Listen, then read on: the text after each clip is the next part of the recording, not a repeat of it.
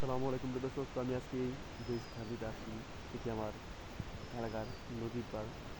তো আমি এক্সপ্লোর করে দেখাবো বা ঘুরে দেখাবো আমাদের এই গ্রাম অঞ্চল প্রকৃতি কীরকম সুন্দর। তো চলেন ঘুরে দেখাই। আহ, আমাদের গ্রামটি আসলে নারায়ণগঞ্জ জেলা, রূপগঞ্জ উপজেলা, কাঞ্চন পৌরসভা, বিরাবো গ্রামে। আর আমি এখানটাতে আছি বিরাবো যে ময়দানে আছি।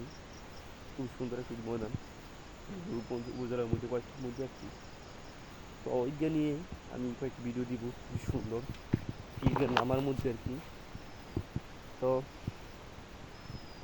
দেখতে পারতেছেন আমাদের যে ক্ষেতগুলো সেগুলো পানিতে চলে যাচ্ছে আর তলা বেঁধে থাকবে, কারণ বর্ষার সময় আমি যেখানে দাঁড়িয়ে আছি এটাও মনে করেন যে একবারে গলা পর্যন্ত পানি হয়ে যাব এই জায়গায়, এরকম পানি উঠে দিবে। তো আমি একটু নিচে যাচ্ছি দেখাতে। তারপর এই যে এই দিকে দেখেন যে গাছে কলা ধরেছে, খুবই চমৎকার। আর এই দিকটাতে অনেক কলা গাছ হয়েছে আলহামদুলিল্লাহ। এবং এগুলো হচ্ছে দাঁড়া,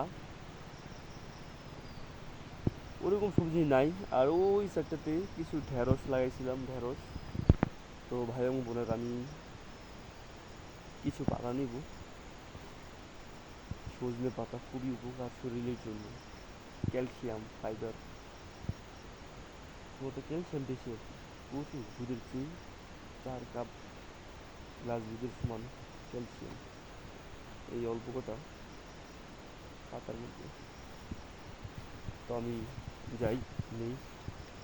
আর আমি এদিকটা একটু দেখাই আপনাদের, আশা করি খুবই ভালো লাগবে। আমি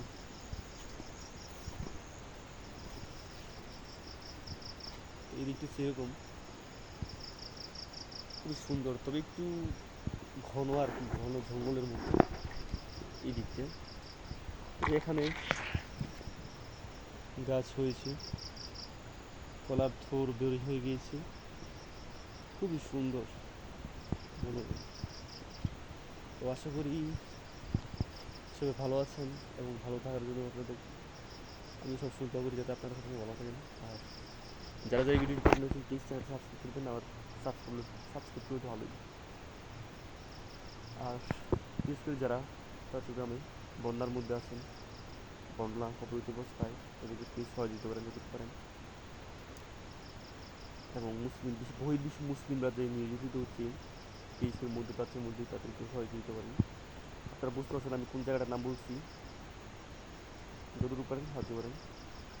তো সবাই ভালো থাকবেন, সুস্থ থাকবেন, দেখা হবে নেক্সট কোনো ভিডিওতে। তো এই ব্লগটা আমি এখানে শেষ করছি, ছোট্ট একটি ব্লগ আমাদের ছোটো সবজি বাগান নিয়ে। তো ওইরকম সবজি এখন নাই, বর্ষাকাল এই আর কি। সবাই ভালো থাকবেন।